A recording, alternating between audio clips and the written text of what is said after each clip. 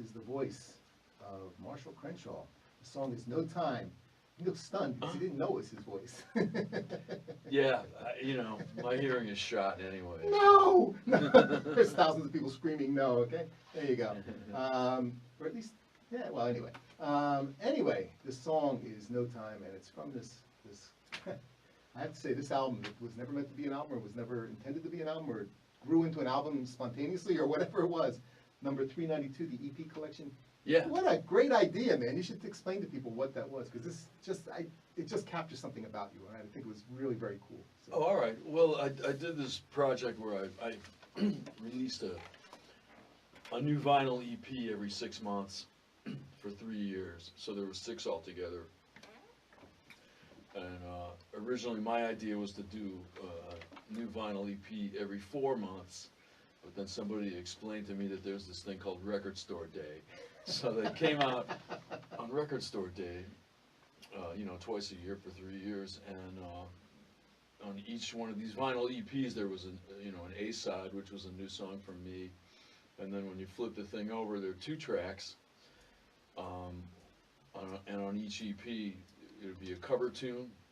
Like No Time, for instance, is a song by The Move, which is this British rock group that I used to really like a lot.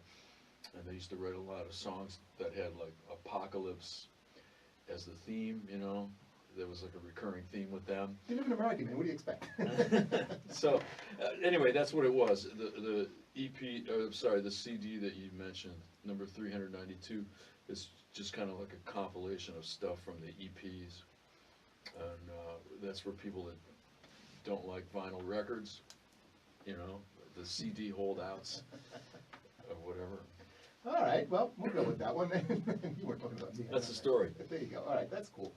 Let's talk about this. You're in town to be part of Wayne Kramer's initiated Jail Guitar Doors concert tonight over at the Ford Theater. So Correct, yeah. John Hanson Ford Theater. So let's talk about that. What got you into Jail Guitar Doors and being part of this? Well, I've known about this endeavor of Wayne's and Wayne and Margaret's, I should say. I've known about it for, I guess, as long as they've been doing it. But this time around, they invited me to come out and play, and I was just really pleased and honored. I give them high marks as human beings for doing this and for other things that they do. So they just, said, well, come out and play on the show, if you will. And I said, you got it. And here I am. Mm-hmm. It's I think you know about Jail Guitar Doors, right? Yeah. It's like an outreach program that gets musical instruments in the hands of prison inmates, and they do concerts at correctional facilities, and they do songwriter workshops and so on and so forth. The idea is to give incarcerated people access to means of self-expression, and it's just a really kind of a noble enterprise, I think. It's interesting because when I was thinking about that, when I was thinking about Jail Guitar Doors, and I was just thinking about the people that have taken part in it and what's leading people to that, it's very interesting because the prisons, there was just a prison rebellion yesterday, and this is the 40th or whatever, it's the anniversary of the Attica Rebellion. I can't remember what particular anniversary, but it happened today. And it's very heavy when you're thinking about this, and you're thinking about, I spoke to somebody who did a piece in the New Yorker, who I had interviewed him here, and he was talking about how people in various prisons have been they've actually been boiled to death in some of these prisons in Florida, and then you have people in Rikers that is just a hellhole. And you think about this, people are thrown in there and left to rot. They're considered not even human anymore, by the system. And that's one of the things that really attracted me about what Wayne and Margaret and all the people that are involved in Jail Guitar Doors are doing. They're actually standing up and saying, no, we won't allow this to happen. I was driving over here listening to this station, listening to Democracy Now!, and I heard Heather Ann Thompson talking about her book about the Attica Uprising, and Wayne told me last night that Heather also has a book about the city of Detroit that I'm really anxious to read now. But, just listening to her talk about the Attica Uprising, and I had to tell my kids at one point when they were in grade school, one day they asked me, I was driving home with them and they said, well, why are there wars and all this stuff? And I just had to give it to them in a nutshell. I said, I hate to tell you this, kids, but there's just, when it comes to the things that human beings will do to other human beings, the bad things, there's just no bottom to it, It's like, and they were only like 6 and 8 years old, but I just figured, why not, give it to them. I terrorized my son when he was 3 years old. You'll learn that this system is just, but there's actually a truth to this in terms of both what you're saying, but it's also, look, people aren't by nature, looking out, they're not by nature out to kill each other, but there is a system that's, and a culture that's promoted around that actually permeates the whole thing. It teaches people it's me before you, it's, get before you're gotten, kill before you're killed, all this stuff, and yet the system is actually doing these things. Like when Carl Dix was on talking about this is something that's always outraged me it's just so intensely. When you're looking at, we all have our cell phones here, you and I have our cell phone now, but the coltan that makes them run is mined by little kids in Africa who never see the sunlight. They die without seeing the sunlight because they're in there mining coltan for our cell phones. And you think about this in terms of the world can and needs to be and can be different. And that's one of the things I'm really attracted to about Joe Guitar Doors. Yes, for sure. I mean, anytime somebody takes the time to try to do something to, ease some of the ugliness of the world, then you gotta respect that. Tell me this, Marshall. Tell me this. What the hell's up with you guys from Detroit, man, or the surrounding area? You guys, it's very cool because when I listening to your music, I never paid attention to where you were from. Okay, but then Wayne tells me, oh yeah, he came up, he's around the same place.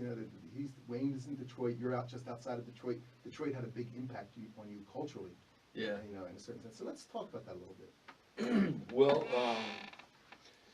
yeah, indeed. I grew up in the Detroit area.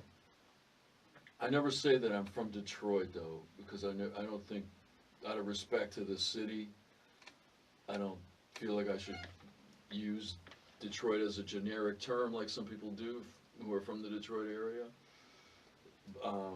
But, I'm from what they call the outer ring suburbs. Like the northern cutoff line of the city of Detroit is 8 Mile Road. My town was between 11 and 12 Mile Road, so I'm right near the city. And when I was growing up in the Detroit area, like the city was still kind of the energy center of the whole region. It had a sense of pride about itself, and then over time I saw that kind of break down. But as far as music goes, I mean, it was just like really a vibrant place and still is during the time I was growing up. Well, I had a question for you because one of the things, I mean, people listen to your music and, there's a lot in it. Even, just, I read something where you were just citing some of the people that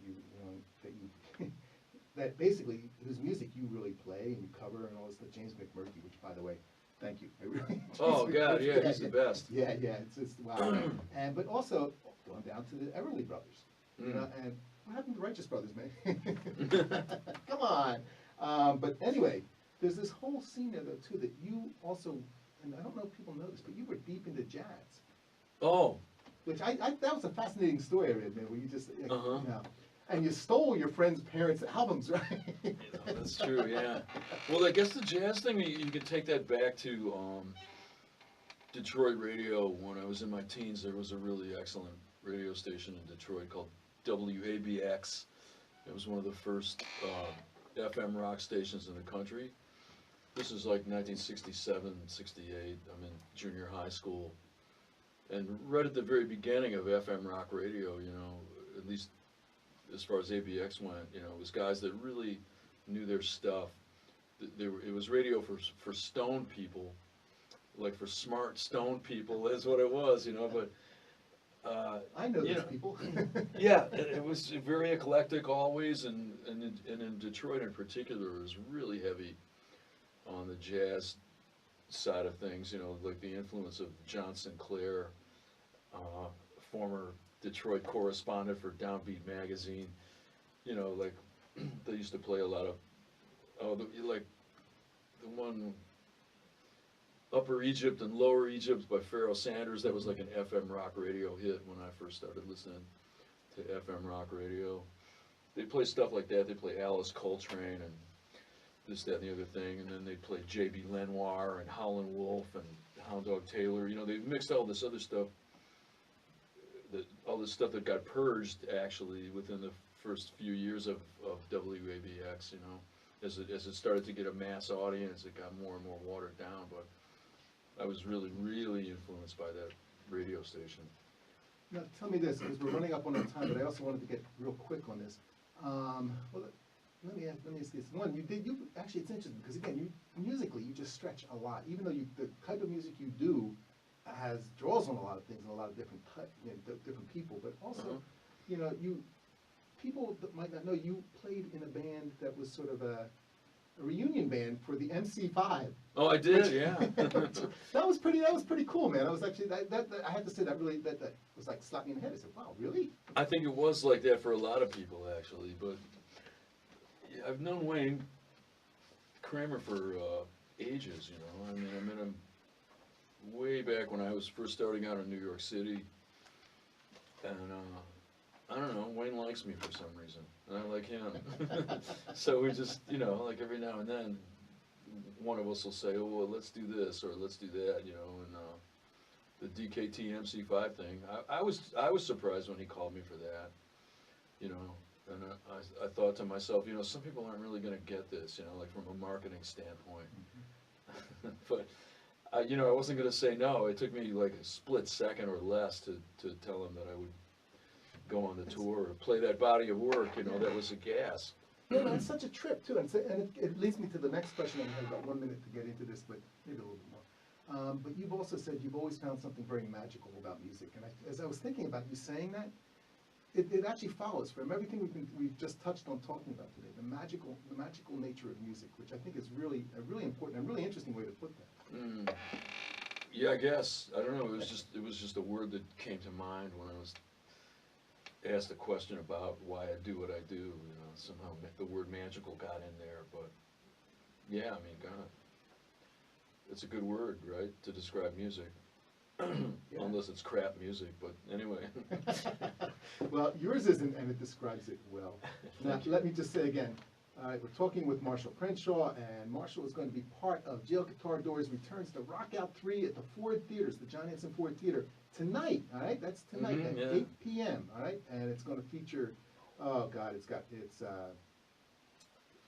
Wayne Kramer, as you know, you had Wayne on last week, Marshall Crenshaw, Jill Sobule, Keith Morris, Don Was, Jason Heath and the Greedy Souls, the Wild Reeds, and I just heard that Bobcat Goldthwait is going to be there as well. Oh, yeah. So that'll be kind of cool. And Matt Pinfield also, author, DJ, whatever, all these things, man. So it's 8 o'clock tonight, and guess what, folks? We have been given 5 pairs of tickets for the first 5 people that call 818-985-5735, 818-985-KPFK. You can say, I want a pair of tickets to Jail Guitar Doors Rock Out 3, all right?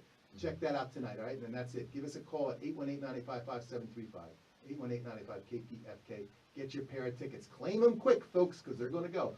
Marshall, any final comments you want to make?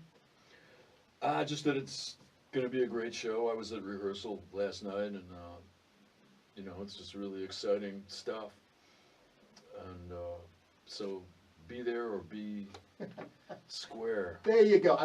If you had said anything else, I was going to jump on you, man. Because be there, be square. That's it. All right, that's cool. All right, Marshall Crenshaw, thank you very much for joining us today, man. Thank you. It was great talking to you. Yeah, we'll have to come back and talk about your whole body of work sometime soon, man. Soon. We'll do it. I'll get hold of you.